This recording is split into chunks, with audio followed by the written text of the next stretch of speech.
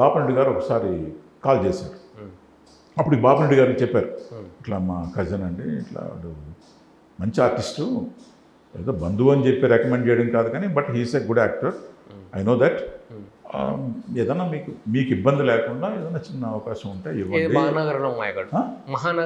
కాదు అప్పటికి మహానగరం మాయగాడు అయిపోయింది, ఎండ్లో వెళ్ళాను, అందువల్ల అయిపోయి ఉండింది. మీరు ఏదైనా చేసే ప్రాజెక్టులో ఏదైనా చిన్న వేషం మనోడికి ఇచ్చి చూడండి, హ్యాపీ అయితే తర్వాత చూద్దాంలేండి అని అన్నారు.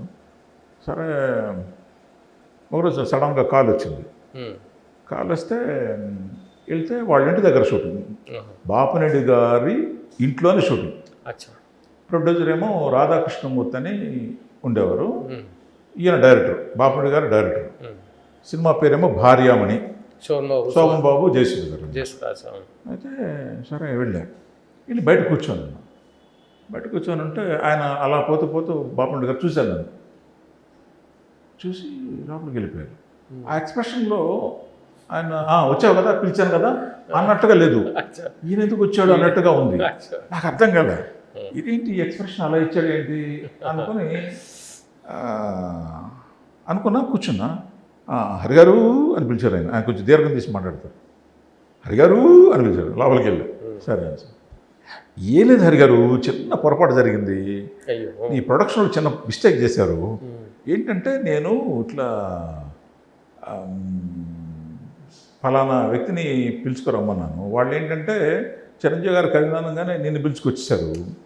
యాక్చువల్గా ఏంటంటే అరవింద్ గారికి ఒక బంధువు, ఒక అబ్బాయి కజిన్ అవుతారు, ఆయన ఆ అబ్బాయిని పిలవాలి. యాక్చువల్గా అబ్బాయి పేరేంటి నాకు గుర్తులేదు, ఏదో చాలా కాలం అయిపోయింది కదా.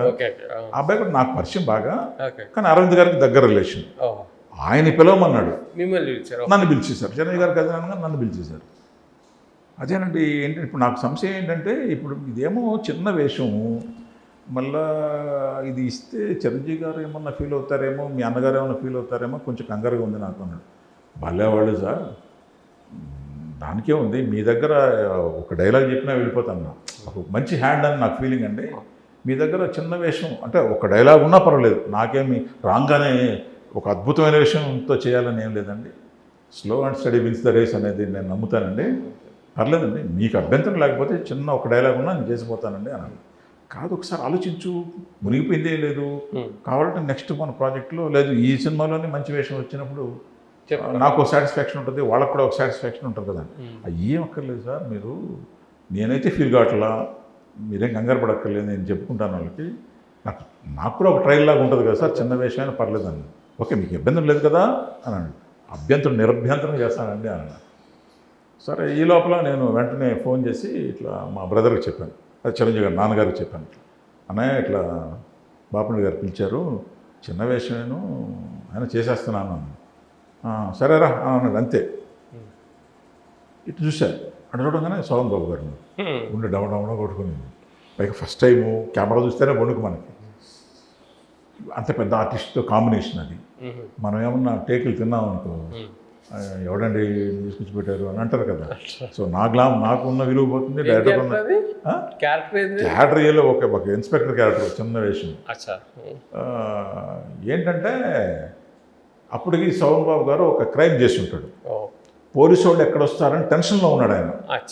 ఆ టైంలో ఈ పోలీస్ క్యారెక్టర్ ఎంటర్ అవుతుంది అలాంగ్ విత్ 2 కానిస్టేబుల్స్. అప్పుడు ఈయన చూడగానే గడగడగడ వణకడం మొదలెడతాడు. వీడు వచ్చి అంత బెదిరించి లాస్ట్లో, అయ్య బాబు దసరా వేషాలలో ఉండే, దసరా వేషం డబ్బుల కోసం వచ్చామని అంటాడు.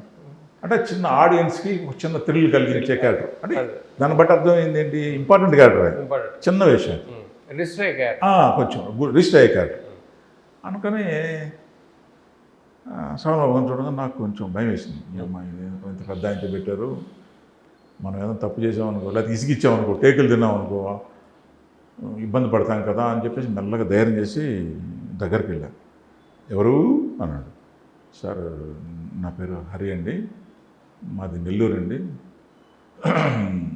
ఆర్టిస్ట్గా చిన్న వేషం దొరికిందండి మీ పక్కన, బట్ షివరింగ్గా ఉందండి, ఎందుకంటే మీరు పెద్ద ఆర్టిస్టులు, మిమ్మల్ని ఏమైనా ఇబ్బంది పెడతానేమన్న భయంగా ఉందండి అని అన్నా. ఎందుకు ఇబ్బంది, నేను కూడా అక్కడి నుంచి వచ్చిన ఉండే కదా, everybody has to come from ప్రతివాడు ఏ అనే సబ్జెక్ట్ నుంచి రావాలి కదా, ఏబిసిడి దిద్దితేనే కదా, అవి నేర్చుకుంటేనే కదా భాష వస్తుంది. ఇది కూడా అంతే, ఒక్కొక్క స్టెప్ వస్తుంది. దానికి కంగారు, no problem, no come on do it, ఒక టేక్ ఆఫ్ ద చేద్దాం, why do worry about it అని అన్నాడు. అమ్మా పాస్ అయ్యాం ఇక్కడ అనుకుని సరే యాక్షన్ అన్నాను. సరే వెళ్ళాం. First take okay, second take, first take అయిపోతుంది. అంటే ఎందుకు అయింది అని అంటే, ఒకటి స్టేజ్ అనుభవం బోల్డ్ అంత ఉండదు, చిన్నప్పటి నుంచి స్టేజ్ మీద ఉండడం ఒకటి. రెండోది ఏంటంటే ఒక 6 months మనం అబ్జర్వ్ చేస్తూ తిరిగాను కదా, ఇవన్నీ నాకు ప్లస్ అయ్యి ప్లస్ ఆయన ధైర్యం ఇచ్చాడు, సోమబాబు ధైర్యం ఇవ్వడం. సో ఈ 3 ఆస్పెక్ట్స్ నాకు బాగా కలిసి వచ్చాయి. అందువల్ల ఏంటంటే టకటక చేయడంతో he to felt very happy. అయిపోయిన తర్వాత నేను దూరంగా వెళ్ళి కూర్చున్నా, ఆయన చూసాడు అన్నాడు, సార్ అన్నాడు దగ్గరికి వెళ్ళగా, ఏంటి అబద్ధం చెప్పా కదా అన్నాడు.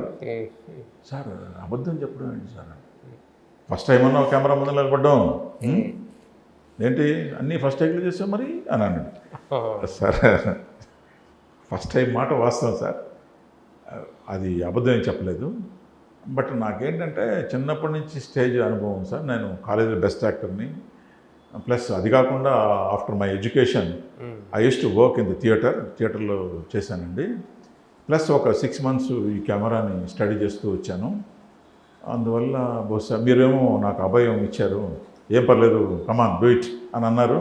ఈ 3 ఫ్యాక్టర్స్ నాకు ప్లస్ అయినాయి సార్ అన్నాను. గుడ్, కీప్ ఇట్ అప్ అని అన్నాడు.